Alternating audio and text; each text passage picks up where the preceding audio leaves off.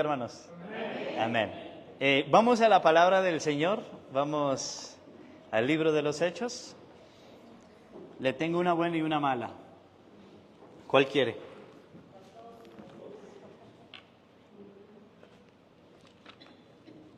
Le voy a dar la mala, que es buena también. La mala es que hoy terminamos el capítulo 1. La buena, que nos restan 27 capítulos más. Libro de los Hechos, capítulo 1.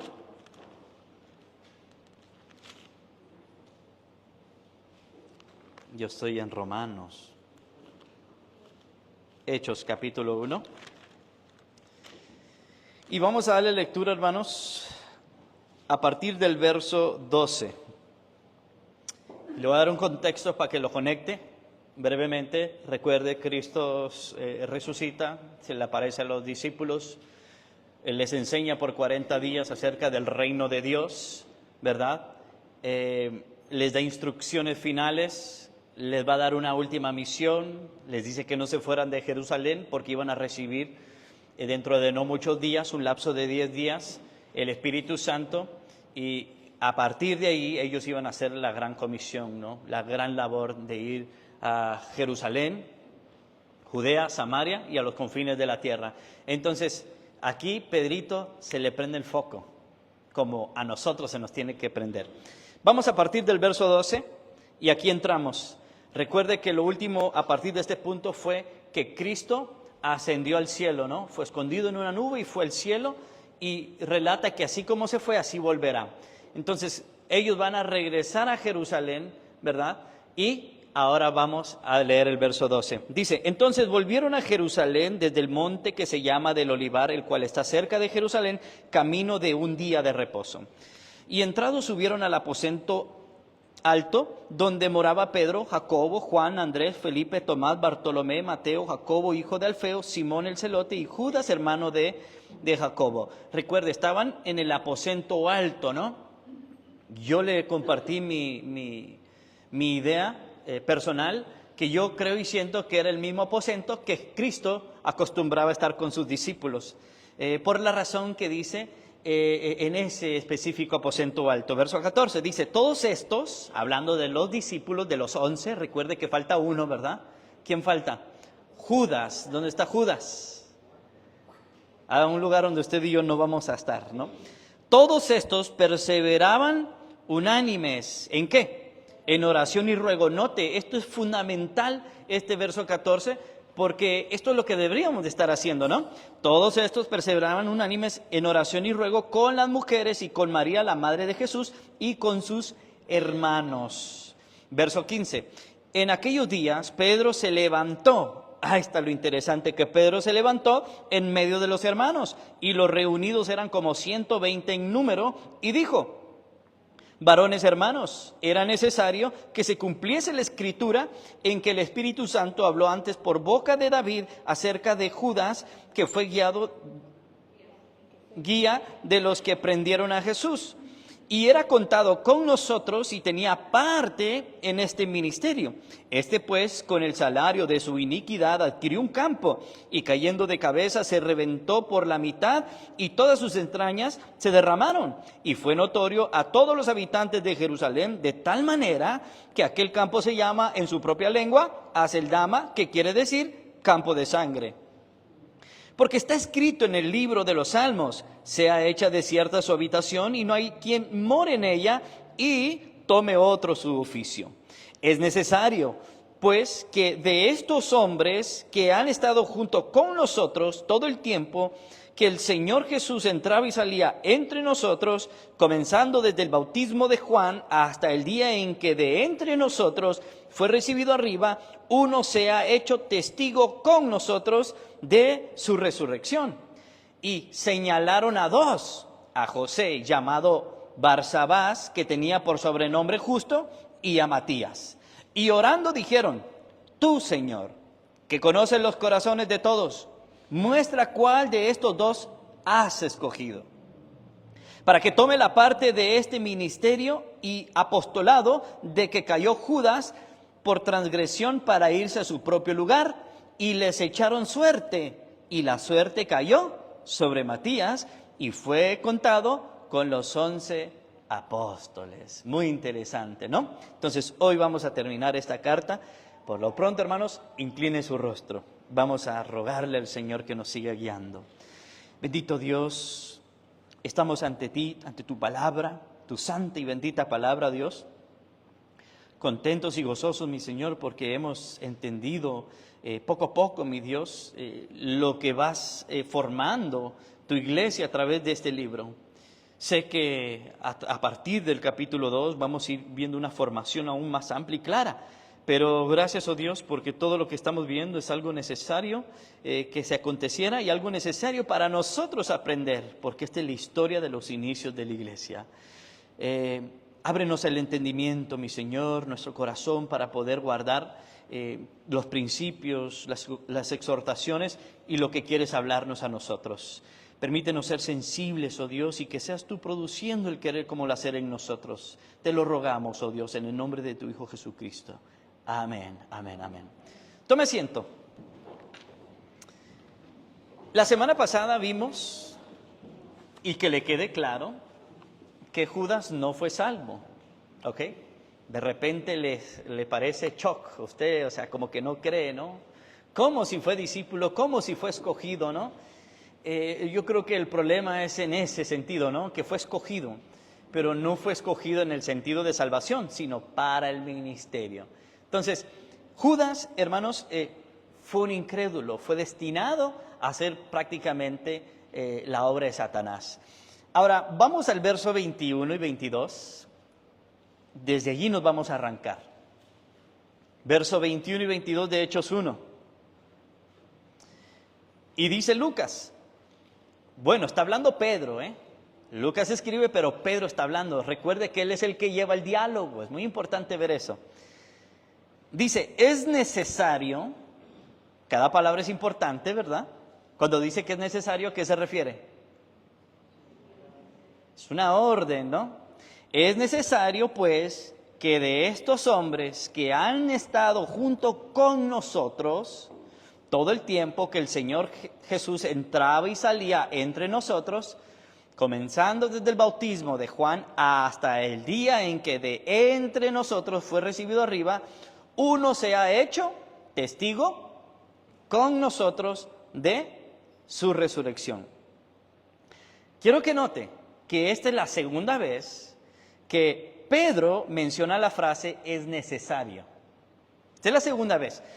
La primera vez que lo menciona es en el verso 16. Si usted se remonta al verso 16, Pedro dice que era necesario que se cumpliese la Escritura. ¿Hablando de qué, Pedro? De la traición de Judas, ¿verdad?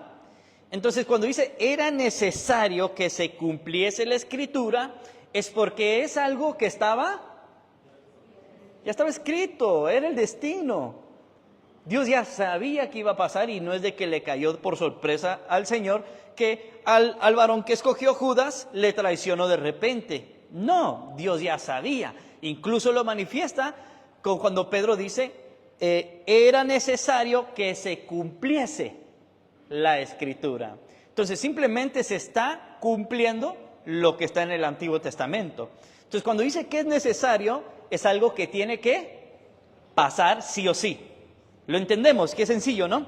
Ahora, esa es la primera vez. La segunda vez que aparece es en este pasaje, cuando Pedro dice, es necesario pues que de estos hombres que han estado junto con nosotros todo el tiempo, que el Señor entraba y salía, o sea, que escojamos uno de estos varones, ¿no? Entonces, Pedro relata dos eventos que tenían que suceder. La pregunta es ¿por qué? La respuesta es sencilla, porque era necesario, ¿no? Qué sencillo, era necesario que sucedieran. Ahora, yo me rasqué la cabeza desde la semana antepasada y pasada, y yo le lancé una pregunta, y como usted es estudioso, yo sé que usted investigó, y no le quise hacerle la pregunta para que me diera la respuesta. Pero dije, ¿cómo fue que cómo llegó Pedro a la conclusión que esto era necesario? Piense conmigo. ¿Cómo fue que Pedro llegó a la conclusión que era necesario que se cumpliera la traición de Judas y que se tenía que escoger a alguien más? ¿Cómo llega él a la conclusión de esto, hermanos? ¿Cómo Pedro sabe o discierne que la traición de Judas era algo que ya estaba escrito y que tiene que haber un sucesor? ¿No? Para este momento, el Espíritu Santo no ha llegado. No ha llegado. Entonces, ¿cómo es que Pedrito llega a la conclusión? Recordemos que, número 1, el Señor ya les había enseñado acerca de este asunto. Vaya a Mateo, capítulo 19, verso 28. Mateo 19, 28.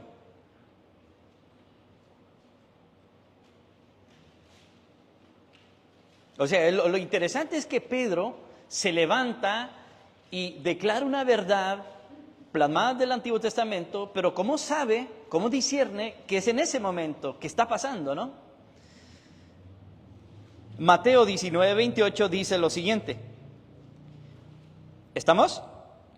Y Jesús les dijo: de cierto os digo que en la regeneración, cuando el Hijo del Hombre se siente en el trono de su gloria, vosotros, hablándole a los discípulos, que me habéis seguido, también os sentaréis sobre ¿cuántos tronos?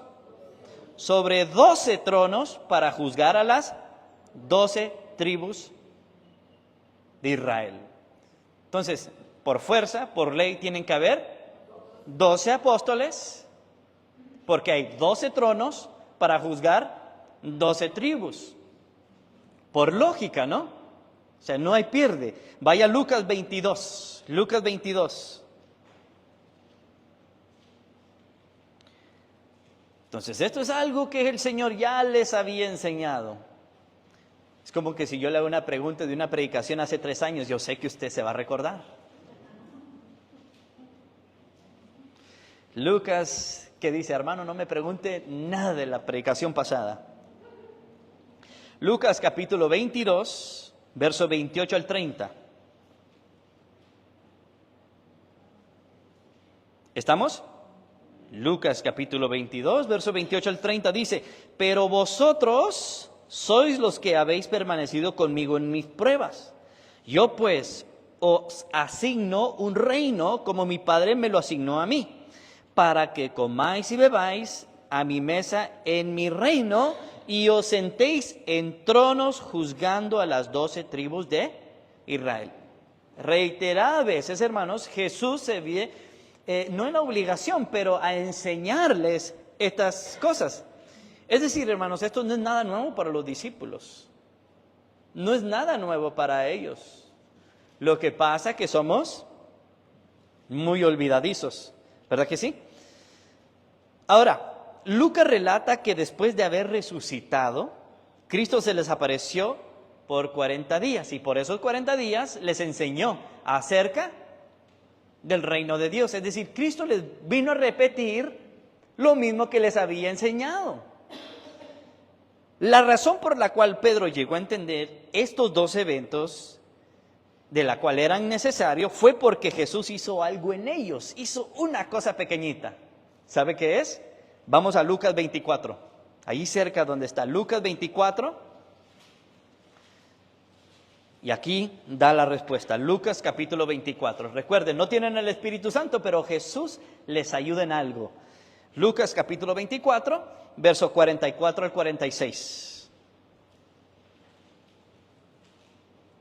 Recuerde, aquí que Jesús les apareció y les enseñó por 40 días. Y dice, y les dijo, Jesús les está diciendo a sus discípulos, estas son las palabras que os hablé. ¿Cuándo? Estando aún con vosotros. ¿Verdad que Jesús ya les había enseñado todo lo que le dijo en el contexto anterior y lo que va a decir a partir de ese momento? Es decir, Cristo les está repitiendo otra vez, les está refrescando la mente. Dice, estas son las palabras que os hablé estando aún con vosotros, que era necesario que se cumpliese todo lo que está escrito de mí. ¿Dónde? En la ley de Moisés. ¿Dónde más? En los profetas. Y por último, y en los salmos. La ley de Moisés, los profetas y los salmos. Y aquí viene la respuesta, verso 45. Entonces, ¿qué les hizo el Señor? Les abrió el entendimiento y ahí da la razón. ¿Para qué? Para que comprendiesen las Escrituras. Entonces, ahorita Pedrito, ¿qué puede decir? Wow, ok, hoy sí entiendo por qué era necesario la traición de Judas y hoy entiendo por qué es necesario el sucesor de Judas. ¿Por qué? Porque Jesús nos enseñó que hay 12 tronos, 12 tribus, que 12 apóstoles van a juzgar. Entonces, hermanos, vemos que Pedrito toma el accionar de levantarse. Por primera vez vemos un Pedrito pasivo, ¿no? Un Pedrito ya más tranquilo, más pensante, más guiado por el Señor. Y a partir del capítulo 2, usted va a ver un Pedro impetuoso, ¿no? Listo para trabajar en la obra del Señor. Pero esta es la razón por la cual Pedro discierne, hermanos, esta gran verdad, ¿no? Y termina diciendo el verso 46, dice, y les dijo, así está escrito, y así fue necesario que el Cristo padeciese y resucitase de entre los muertos al tercer día. Entonces, cuando Pedro dice, es necesario pues que de estos hombres, oiga bien, que han estado junto con nosotros todo el tiempo, que el Señor Jesús entraba y salía entre nosotros, note esas palabras, comenzando desde el bautismo de Juan hasta el día en que de entre nosotros fue recibido arriba, uno se ha hecho testigo con nosotros de su resurrección. Estoy en Hechos, capítulo 1, versos 21 y 22. En estos dos pasajes del verso 21 y 22, encontramos tres frases interesantes que Pedro menciona como requisitos. Quiero que note eso. Pedro, en estos dos pasajes, menciona tres requisitos para escoger o saber escoger al sucesor de Judas. Estas tres frases, hermanos, encierran lo necesario para poder ser aptos. Es un filtro que Pedro está estableciendo, ¿no? Y él dice que debería estar, que ha estado juntos con nosotros. Lo segundo es entre nosotros. Y el último requisito, que estuviera dispuesto a ser testigo con nosotros. ¿Sí lo ve? Entonces dice que esté con nosotros, que esté entre nosotros y que esté dispuesto prácticamente a ser testigo con nosotros. Recordemos que en este contexto los reunidos, ¿cuántos son? Son como 120, ¿verdad? Y se debe de escoger ¿a cuántos? A uno entre esos 120. Pero deberán cumplir estos requisitos. ¿Con qué motivo? ¿Con qué razón? Para ser aptos, ¿no? Más allá de pensar que solo se refiere al haber tenido comunión, porque cuando dice con nosotros, entre nosotros y testigo con nosotros, más allá de pensar pensar de que tenían que haber tenido simplemente comunión con Jesús y los discípulos, lo que Pedro quiere enfatizar es la labor, el testimonio, el fruto y la disposición de trabajar para el Señor, ¿sí? Eso es lo que Pedro quiere analizar en en la persona que van a escoger. Entonces, cuando dice, la primera frase que dice, que han estado junto con nosotros, está hablando de fidelidad. O sea, han estado con nosotros. Y habla de un periodo de tiempo, de principio a fin. Y una persona que empieza un caminar de principio a fin, se le puede llamar una persona fiel. Dentro de ese lapso, ¿hay altas y bajas? Entonces, es una persona sumamente fiel. Es como un matrimonio. ¿Tienen altas y bajas? Sí. ¿Por qué se le puede reconocer a una pareja fiel? Porque se mantienen en esos momentos difíciles. Entonces, Pedro dice, el primer requisito, que han estado junto con nosotros. Habla de fidelidad. Y cuando dice que Jesús entraba y salía, pero aún ellos estaban entre nosotros, Él está hablando ahí de comunión. Están entre nosotros. Está hablando de esa comunión. Y el último requisito que Pedro dice, que deberán de ser testigo con nosotros. Eso ya es a futuro, si usted lo nota, ¿no? Testigo con nosotros. ¿De qué habla eso? Testigos que compartirán la misma verdad. Entonces, el sucesor deberá haber tenido fidelidad, comunión y estar dispuesto a ser testigos juntamente de la verdad. ¿De cuál verdad? De la resurrección de Cristo, ¿no? De las buenas nuevas, del evangelio del Señor. Cuando una iglesia tiene comunión con Cristo, ¿sabe qué habrá? Habrá fidelidad entre los hermanos. No importando las aflicciones, se mantendrán juntos y no solo eso, sino que como un conjunto propondrán querer ser testigos de las buenas nuevas. Esto no pasa aquí, hermanos. A diferencia de la iglesia de hoy en día, hay hermanos que han estado con nosotros, pero cuando hay un problema, una situación que se requiere de su ayuda, ¿sabe qué pasa? Desaparecen. Están como la ascensión de Cristo. Viene una nube y se los lleva. Allí no habla de fidelidad, allí no habla de mantenerse juntos. Hermanos, una iglesia es reconocida como cuerpo de Cristo. El amor de Cristo se le ve cuando está la unidad, pese a la adversidad que esté pasando la iglesia. Entonces, si una iglesia, a diferencia que no tiene comunión, hermanos, si no tiene comunión, mucho menos serán partícipes. Por ejemplo, del evangelismo, de un ministerio, de una obra para el Señor. ¿Verdad? Entonces, no hay fidelidad, no hay comunión y mucho menos quieren ser testigos en compartir las buenas nuevas. No hay comunión. Entonces, ¿qué quiere hacer Pedro? Pedro quiere que el último que sea escogido sea igual como los 11. Porque ¿quién los escogió determinadamente? Es el Señor Jesucristo, ¿verdad? ¿Cómo sabemos que Él los escogió? Él lo dijo reiteradas veces, yo los he escogido a ustedes. Y no estamos hablando de escoger para salvación, para el ministerio. Y Él lo va a aclarar, Pedro lo va a aclarar en los últimos pasajes bíblicos.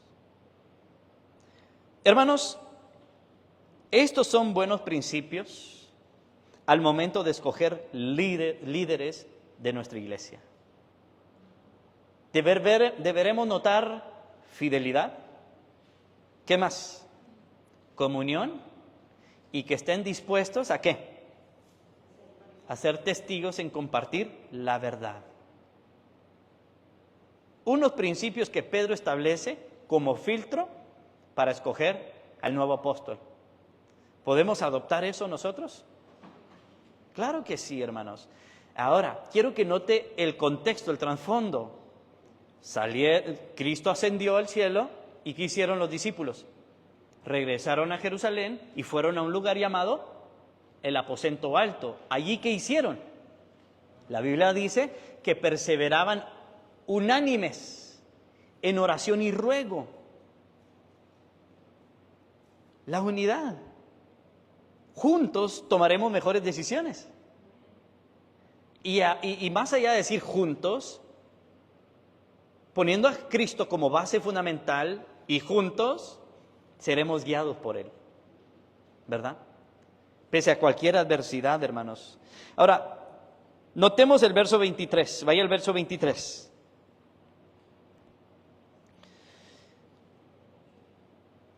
Ya Pedro puso requisitos y dijo que debe ser, que haber estado con nosotros, entre nosotros y quiera ser testigo con nosotros, ¿no?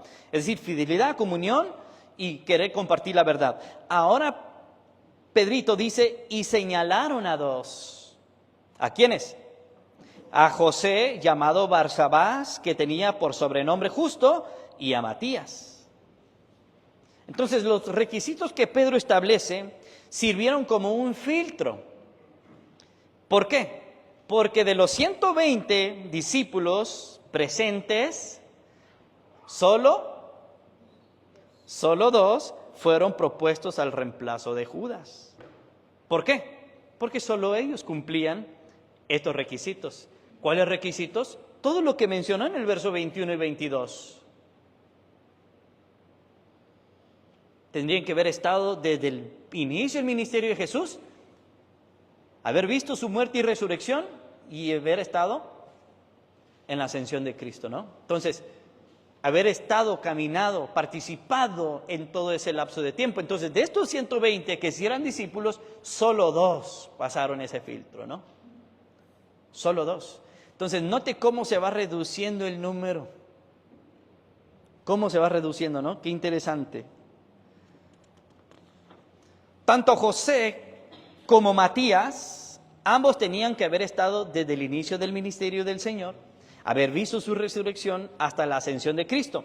Esto implica fidelidad, comunión y que estaban dispuestos a ser testigos. Vaya a 2 Timoteo 2:2. 2 de Timoteo 2:2. Mire lo que Pablo le dice a su hijo en la fe, a Timoteo. 2 de Timoteo 2:2.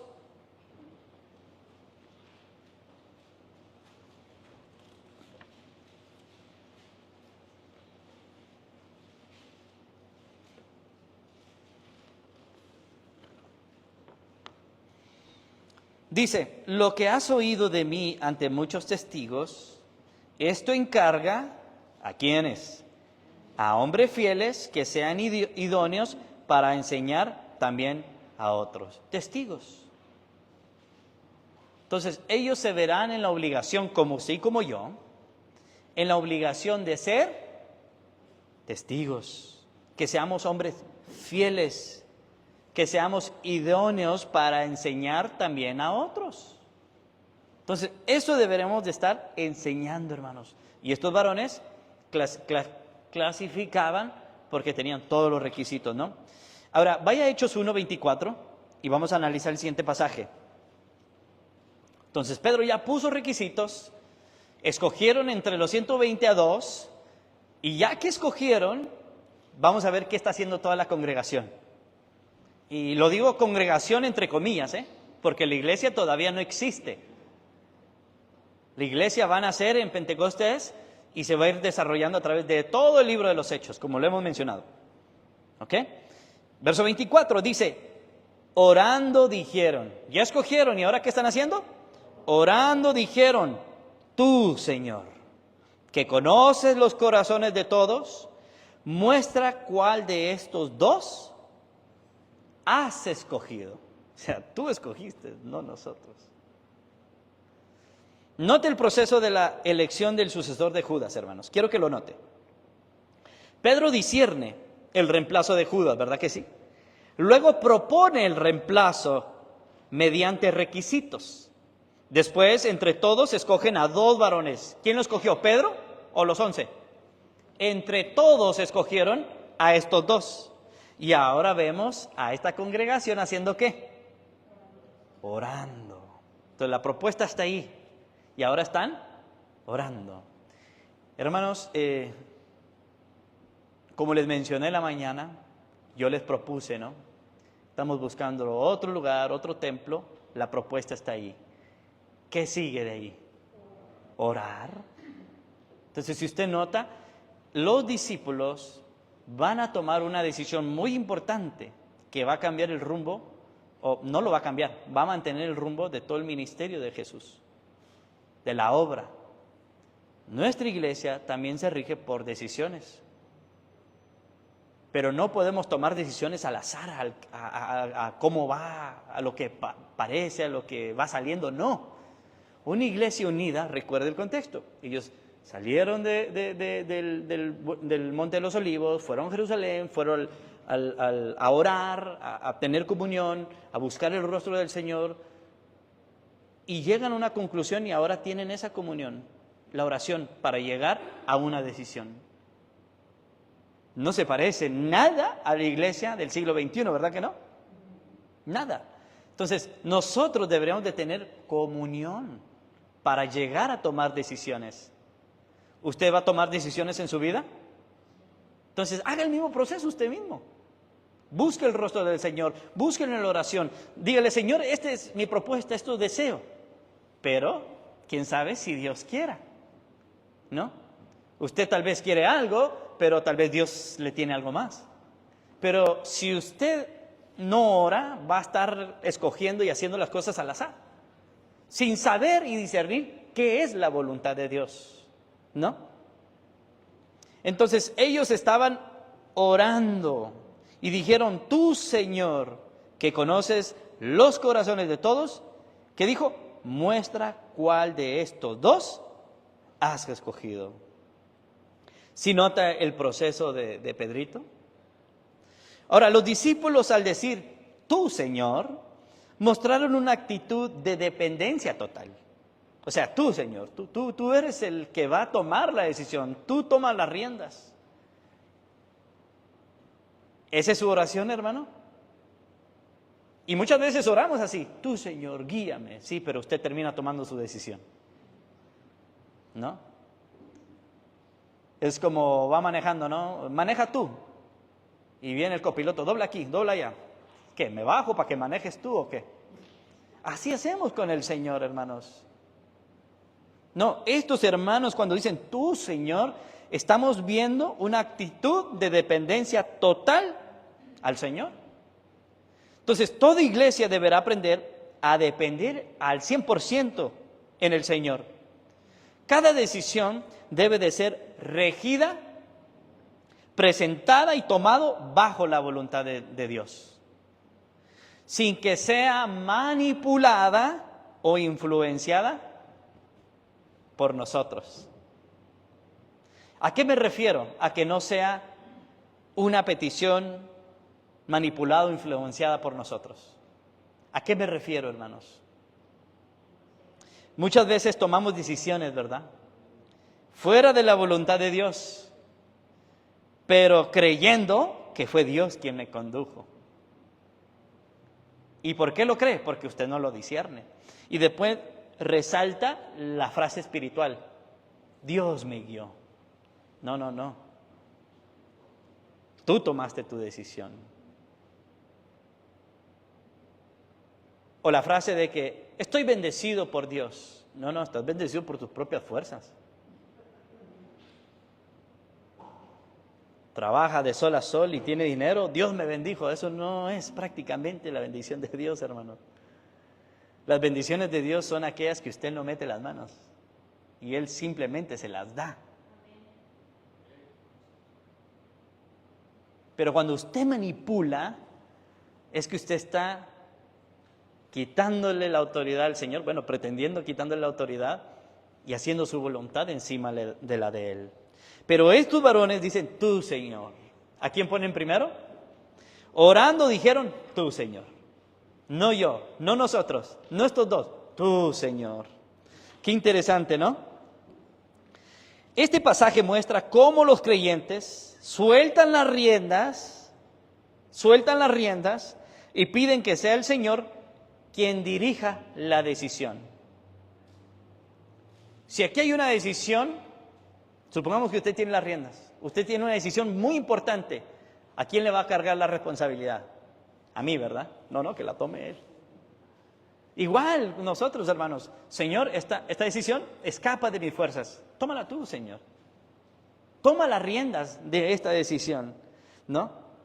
Por eso dice, tú, Señor, que conoces los corazones, ¿de quién? De todos. Es muy interesante esta frase, porque hay como 120, ¿verdad? Y usted cree, escogieron a estos dos varones, a Matías y a José, y usted cree que no había favoritismo. Lo más probable es que sí, ¿verdad? Puede ser. Pero independientemente si hay favoritismo o no hay favoritismo, lo interesante es que Dios conoce.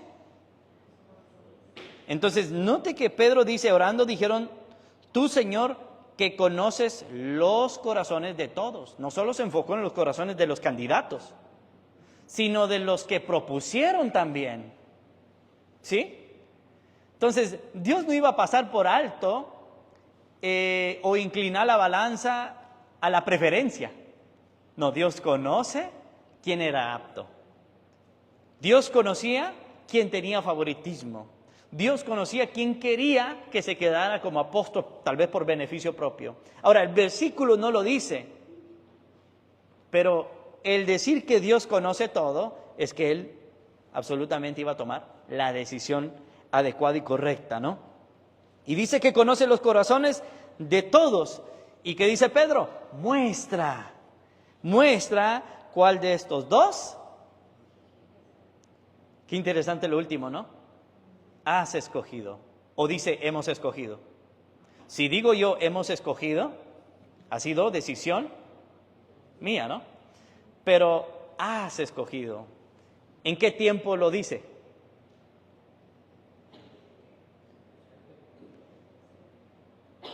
Ya has escogido. Tiempo pasado, ya Dios ya lo había escogido. ¿Sí? Dios ya sabía quién iba a ser el sucesor, ¿no? Entonces, el conocer los corazones implica un conocimiento pleno del ser de una persona. El Señor examina lo interno del hombre. Mire Jeremías 17:10. Jeremías 17:10.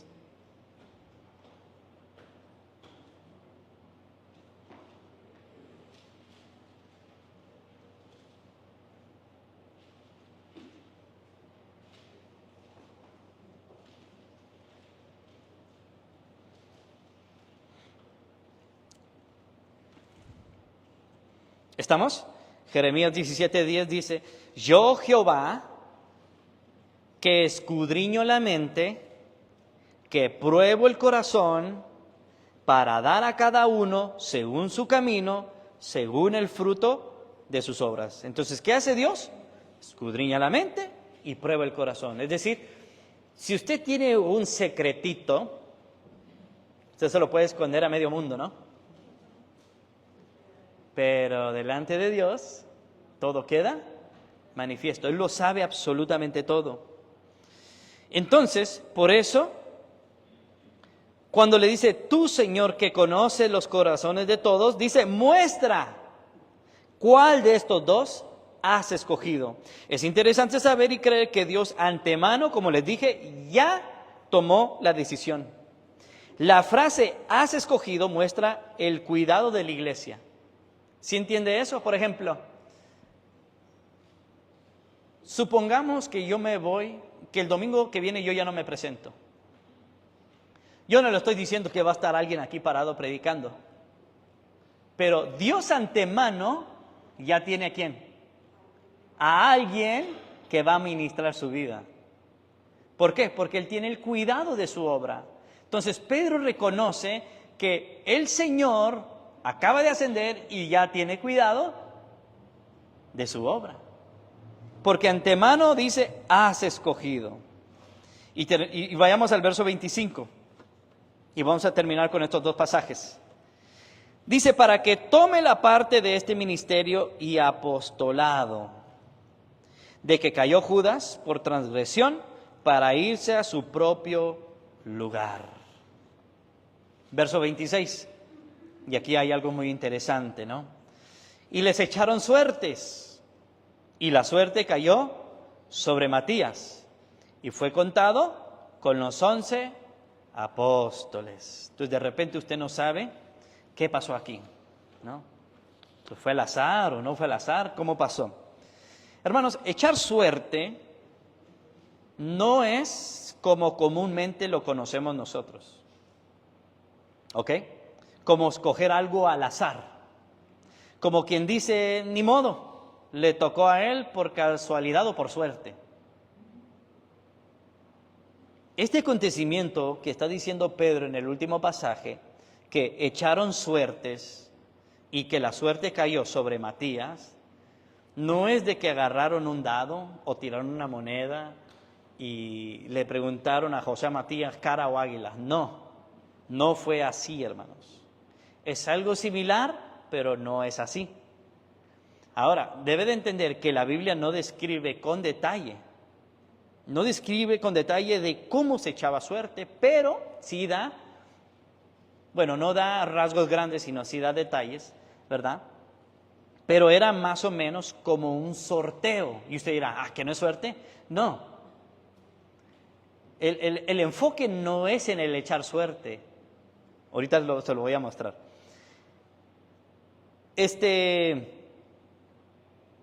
No era algo prácticamente como escoger algo al azar, hermanos. No era así. Era un sorteo.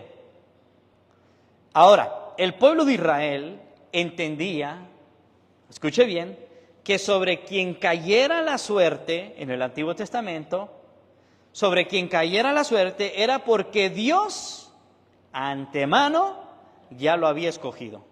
¿Sí? Es como una caja, hermanos. Y si usted mete papelito, usted saca la mano. Esto es así, echar suerte para que no haya divisiones, envidias, lo que sea, por decirlo así, ¿no? Algo justo. Porque el pueblo entendía que determinadamente era la decisión de Dios. Y eso es lo que Pedro relata aquí. El echar suerte, hermanos, se usaba para escoger los servicios en el tabernáculo, para el sacerdocio, para dividir y separar las tierras. Hacían sorteos, hermanos, echaban suerte, ¿no? Para repartir, pero determinadamente era Dios, era la decisión de Dios, no era el que escogía, sea con piedrita, sea con moneda, lo que sea. No, yo no sé cómo se hacía. Sí menciona madera, pedazos de madera, y no sabemos con detalle cómo se hacía el sorteo, por decirlo así, pero determinadamente no era el sorteo, sino era la voluntad de Dios. Eso es lo que quiero que entienda, ¿ok? En el Antiguo Testamento se echaba suerte para tomar decisiones importantes. Cada vez que el pueblo de Israel echaba suerte, siempre era conforme a la voluntad de Dios. Es decir, sobre quien caía la suerte era porque esa era la voluntad de Dios. No era algo al azar. Mire conmigo Proverbios 16:33. Proverbios 16:33.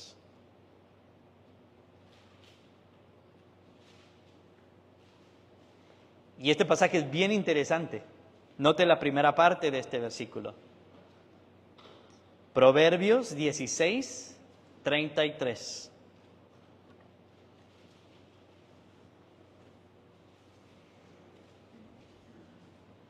Lo espero, hermanos. ¿Estamos? Escuche bien. La suerte se echa en el regazo. ¿Qué es el regazo? ¿Alguien sabe qué es el regazo? Eran las faldas, las túnicas. Entonces hacía como un mini bolsa, ¿no? Entonces, para que entienda, algo que se podía echar, ¿no? Donde se guardaban las cosas. Es como un bote donde usted esconde algo y lo agarra. Ese era el regazo. Entonces, note el pasaje. La suerte se echa en el regazo. ¿Qué palabra sigue? Es un pero. O sea, el regazo sí es importante, pero no es el enfoque. La suerte en el regazo no es lo importante. Note, la suerte se echa en el regazo, pero de Jehová es la decisión de ella. Determinadamente, sobre quien cayera la suerte, la decisión ya estaba establecida. En un sorteo pudo haber sacado de millones de números el que saliera, es porque Dios lo determinó. Ya estaba anticipado, hermanos. Entonces era una manera muy sana de llevar a cabo este sorteo. Ahora, anoche estaba hablando con Karen y usted recuerda, incluso estaba escrito como profecía, que los soldados romanos hicieron suerte, ¿con qué?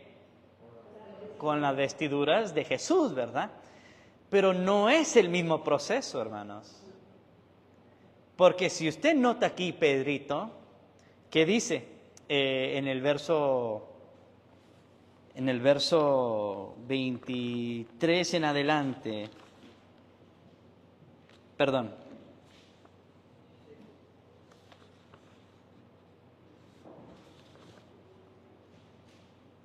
...24 que dice, orando, ¿no? Note que los discípulos, los congregados, estaban buscando ¿el qué? El sucesor bajo la voluntad de Dios. Y ellos dijeron, orando dijeron, tú Señor, que conoces los corazones de todos, muestra cuál de estos dos has escogido. Cuando reparten y hicieron suertes en las túnicas de Jesús, ellos no buscaban hacer la voluntad de Dios, obviamente, ¿no? Ellos sí echaron suerte como el mundo hoy en día echa suerte, algo al azar. ¿Por qué? Porque recuerde que la túnica de Jesús no era de 2 piezas, era una sola.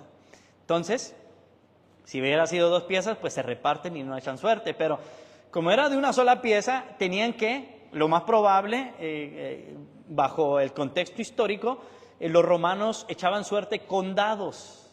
Entonces, lo más probable es que ellos sí fueron de una forma pagana, ¿no? De una forma fuera de la voluntad de Dios. Ahora, la diferencia aquí, que era una manera muy sana, porque determinadamente el judío se debía de apegar a la voluntad de Dios, quien sea el escogido, a quien le tocara la tierra, a quien le tocaba cierto oficio. Así era, ¿no? Era Dios quien escogía.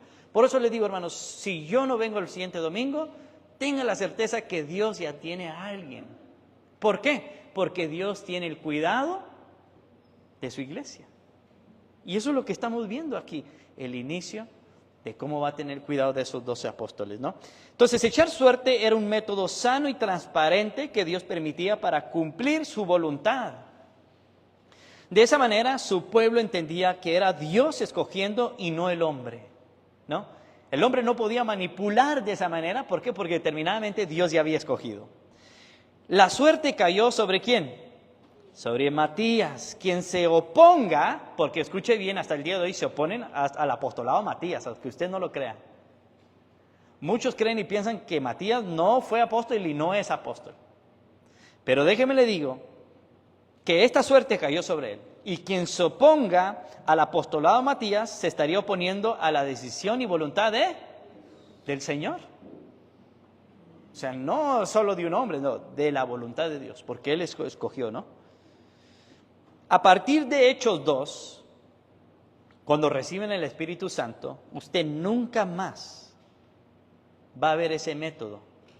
Nunca más usarán ese método, hermanos, de echar suertes para ser dirigidos por Dios o tomar decisiones. ¿Por qué? Porque ahora todo creyente va a tener el Espíritu Santo de Dios y hoy sí puede ser dirigido directamente por Dios. Entonces, antes en el Antiguo Testamento se usaba para elegir o llevar a cabo decisiones muy importantes. Pero recuerde, el Espíritu Santo no había venido. A partir de ese punto ya no se usa ese método. ¿Por qué? Porque el Espíritu está dentro de nosotros. Hermanos, estos pasajes nos enseñan la importancia de orar juntos como iglesia y poner todo en las manos de Dios. También nos enseña que dentro del liderazgo tienen que haber hombres calificados. No es algo al azar.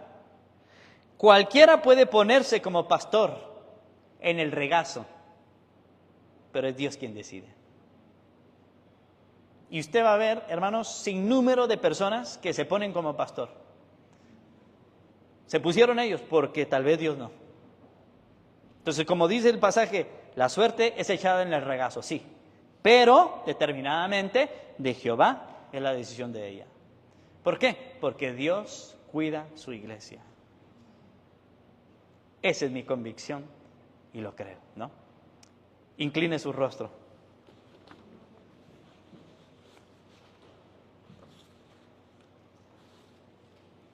Para serle honesto, Pedrito me sorprendió. Pedrito me sorprendió que discernió. ¿Por qué? Porque Pedrito era muy impetuoso, ¿no? Pero a través de que Cristo le abrió el entendimiento para entender la Escritura, Pedrito empezó a hacer su trabajo, su tarea, su matemática, y llegó a una conclusión, que era necesario, ¿no?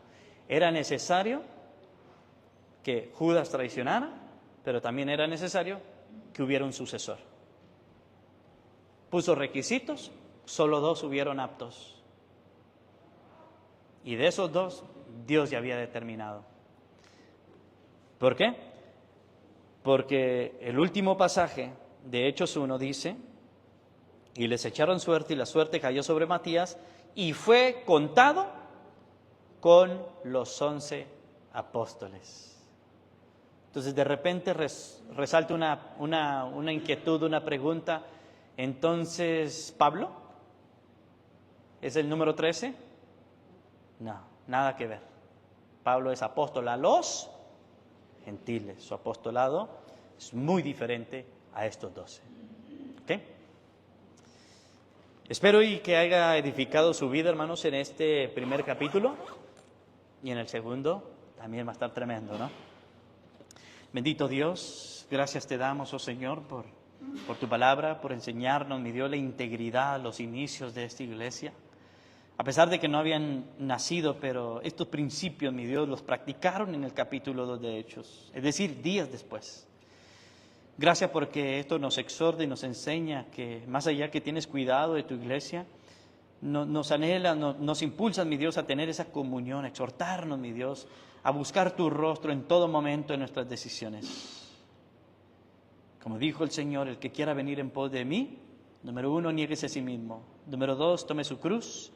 Y la tercera, sígame. Queremos, mi Señor,